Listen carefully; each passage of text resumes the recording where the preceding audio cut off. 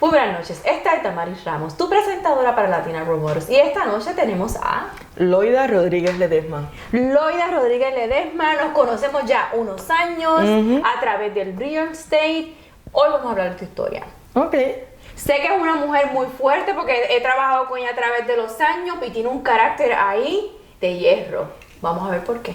Cuéntame, Loida. Bueno, empiezo por decir que al contrario de mi amiga y socia, yo vivía en La Losa, en San Juan, y me mudé a Jayuya cuando tenía 10 años, porque mis papás, tanto mi padre como mi madre, son originalmente de allí. Así que de la capital te llevan a la isla, como decían allá. La mejor cosa que pudo haber sucedido en mi vida. ¿Por qué? Yo soy jayuyana de corazón, mi lugar con el cual yo me identifico son mis montañas, mi café, la amabilidad, lo chévere que es la gente ahí. Es bien diferente. ¿Cómo entonces contrastas la capital entonces al campo? No, yo la pasé de maravilla, el salir de la ciudad y llegar a experimentar de nuevo, porque uno estaba en contacto con el campo, ¿no? Por las visitas frecuentes a la familia y demás, pero estar ahí este tiempo completo, gozando de la libertad que da el campo, fue una experiencia. Yo creo que esa es una de las experiencias más enriquecedoras, cuando uno puede vivir y dejar vivir a otros también, en este caso los hijos por ejemplo, mi hijo yo siempre lo mando en los veranos a Puerto Rico para que tenga esa experiencia de que él puede salir y caminar y nadie lo está velando, no hay ese problema, los vecinos se conocen, es un modo de vida bien diferente. Bien diferente, sí, y en el campo, tú sabes, se aprende porque uno está viendo a los trabajadores, uno está viendo a la gente con menos recursos, cómo se fajan, tú sabes, entonces, se adquieren unas destrezas solamente a través de ver a otros afanados, ¿no? Por lograr sus cometidos en la vida. Y para mí la experiencia del campo fue y sigue siendo la mejor. Yo soy fanática de mi pueblo, así es que yo viajo con relativa frecuencia y bueno, allí están mis amigos de escuela superior, que siempre digo que la maravilla de tu poder contar con amigos de siempre, de la vida, gente que son amigos por los últimos 50 años. Oh, wow. Entonces, están ahí con 50 uno. años porque ellos nacieron antes que tú. Correctamente, sí. Pero tú ¿cómo sabes tanto? Ellos nacieron antes que ella. Ellos decidieron ser amigos tuyos desde antes de tu nacimiento. Antes de yo nacer. Pero en realidad, sí, son gente de amistades de mucho tiempo y eso es como una maravilla. Yo creo que el poder tener ese tipo de experiencia y contar con gente de siempre en tu vida hace que uno se mantenga como una firmeza, ¿verdad? Que de otra manera tal vez no estaría ahí, porque tienes como apoyo, una base sólida en la cual sostenerte. Hablas de destrezas que desarrollamos por medio de lo que aprendemos, ver a otros, por lo que uno pasa. ¿Qué destrezas tú piensas que en esa corta edad que tenías fuiste desarrollando, lo cual te hace la mujer que eres el día de hoy? Bueno, pues te digo que yo tuve un papá que era como la maravilla total. Entonces, un tipo extremadamente trabajador, extremadamente sabio, y tanto a mí como a mis hermanos, tú sabes, él junto con mi madre nos dieron el apoyo constante que necesitábamos. Así es que uno de los lugares principales a los que yo miro cuando pienso en cómo enfrentar la vida, yo miro a mi papá y miro a mi mamá, que de hecho está viviendo conmigo, está recién a punto de cumplir sus 90 años. Así es que ese es mi primer foco, ¿no? Y luego de eso, pues obviamente hay muchísimas otras gente y muchísimas otras experiencias que se van añadiendo. Durante mi vida como estudiante, pues hubo gente fantástica, maestros excepcionales que me ayudaron a a entender y a querer mirar el mundo de otra manera, con más alas.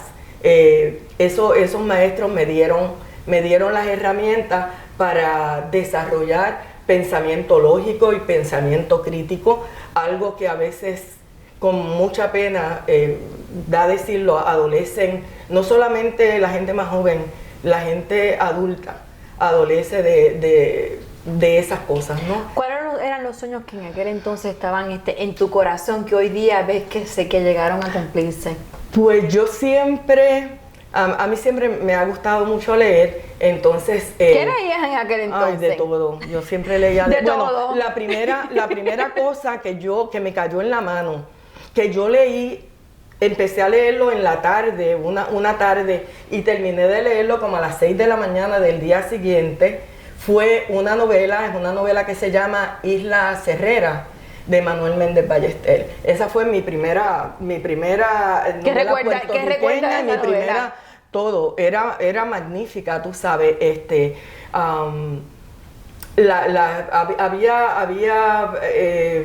Había instancias donde habían indios, taínos, y uno podía ver, tú sabes, la opresión. Uno podía ver la resiliencia de esa gente también, y ese señor lo manifestaba de una manera tremenda. Así que esa fue mi primera experiencia chévere con la literatura, fue esa. Eventualmente, y hablando de leer y de literatura, pues siempre como que mi imaginación volaba para otros sitios.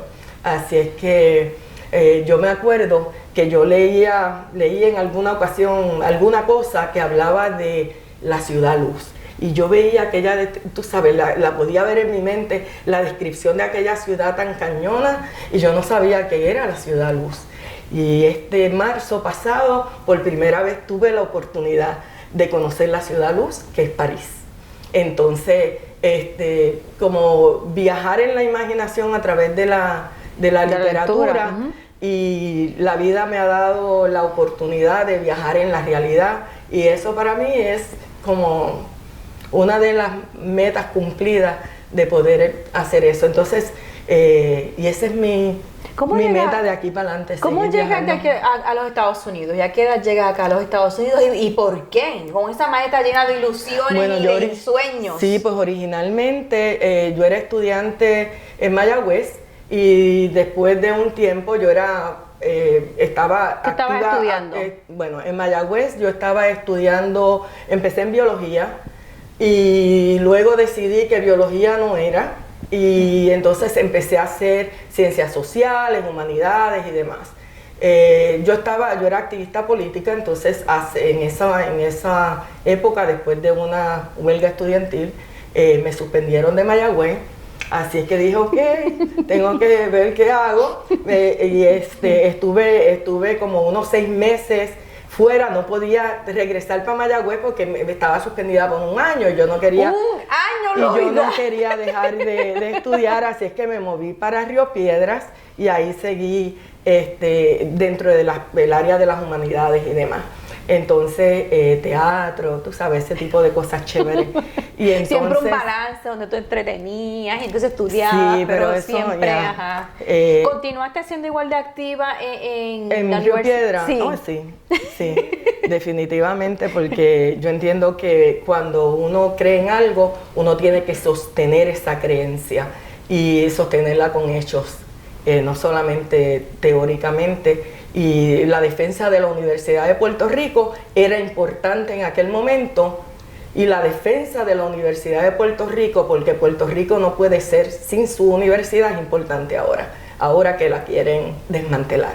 Así es que... fuiste parte de ese movimiento. Pues sí, y entonces, pero luego, tú sabes, ya me casé con un chico que había conocido en Mayagüez, tuve mi primer hijo cuando cumplí 20 años, seguía estudiando igual, estaba en la universidad mientras era madre. ¿Cuál fue entonces tu meta en la universidad? ¿Cambiaste de biología, ciencias sociales, Seguí en las humanidades. ¿Seguiste en humanidades? Seguí en las humanidades, En aquel entonces, ¿cuál tú querías que fuera entonces ese fin? A mí me gustaba y me sigue gustando, ¿verdad? Me gustaba mucho las artes y el teatro y las artes representativas y demás.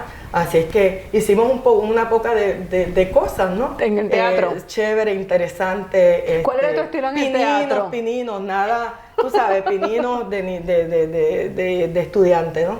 Venga, pero cuando hacías teatro, ¿cuál era tu carácter que más se repetía? ¿Sabes que hay muchos actores que tienen, mira, se define por esta área? ¿Cuál era que te definía? Bueno, para empezar, nada de actor. Yo no, eso es como una palabra demasiado grandota. Pero, por ejemplo, cuando yo estaba en Mayagüez, teníamos un grupo que se llamaba Guardarraya. Ahí estaba Iván González, que estuvo en Haciendo Punto en Otro Son, el bajista, y un montón de gente que luego continuaron la carrera haciendo eso. Entonces, pues era un grupo de música y poesía. Y fue una experiencia súper chévere. Se actuaba, se declamaba, se hacía música y era bien chévere. Ya que estaba en Río Piedras, se presentó la oportunidad de ir a una universidad en Estados Unidos y entonces mi esposo en aquel momento y yo tomamos esa oportunidad y corrimos con ella. Así es que nos mudamos a Nueva York. Nosotros estudiamos en la Universidad del Estado de Nueva York en Stony Brook. Ahí finalmente terminé mi bachillerato y empecé estudios graduados.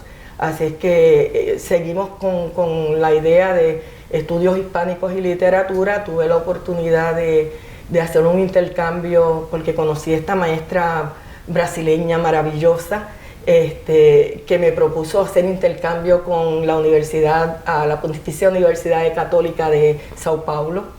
Y entonces estuvimos un año viviendo en Brasil. ¿Cómo te fue en Brasil? Oh, una maravilla. Ni hablar de eso. Sí, no, una maravilla. Brasil, una maravilla. Y bueno, todas esas cosas, cuando yo llegué, mi comando del inglés era totalmente escrito. Yo leía inglés sin ningún problema. Y bueno, entendía, ¿no? Pero cuando se trataba de hablar era como que tenía un zipper gigantesco y no era capaz. ¿Cómo venciste esa barrera? Bueno, alguien me hizo una recomendación y me dijo, tienes que afinar tu oído. Y entonces me recomendaron, olvídate de la televisión, escucha radio, escucha música y escucha programas de radio de entrevistas y cosas. Y lo comencé a hacer. So, prácticamente repitiendo lo que ibas escuchando y eso me empezó a, tú sabes, a soltar como el oídito y bueno, ahí le hicimos la luchita al inglés y al cabo de algunos años, de 5 años, regresamos a Puerto Rico y trabajamos allá en la Universidad Interamericana en Arecibo. Ahí no estuve tanto tiempo porque mi inclinación mayor cuando estaba estudiando era más hacia la investigación, entonces como que no se cuajó ese tipo de cosas. ¿Y regresas entonces acá cuándo? Y entonces, bueno, yo estuve en Puerto Rico un buen tiempo, después que regresé de Nueva York, y ahí conocí a mi segundo esposo, a Edmundo, y tuve mi segundo hijo, que no les hablé del primero, que se llama Francisco Javier, y que yo me fui para Estados Unidos cuando él era un bebecito todavía, tenía como 2 añitos. Y bueno, conocí luego a Edmundo, nos casamos, tuvimos a nuestro José, que hoy día pues también es agente de bienes raíces y trabaja con nosotros también. Bueno, Loida, yo quiero dejarte saber que hemos concluido esta entrevista. Ok, eso fue sabíamos rapidito. Que esto iba a pasar con Loida, pero bueno, vamos a hablar un poquito más adelante acerca de su labor en las bienes raíces. Muchas gracias por estar con nosotros. Esta ha sido Damaris Ramos para Latina Rumores. Muchas gracias. Buenas noches.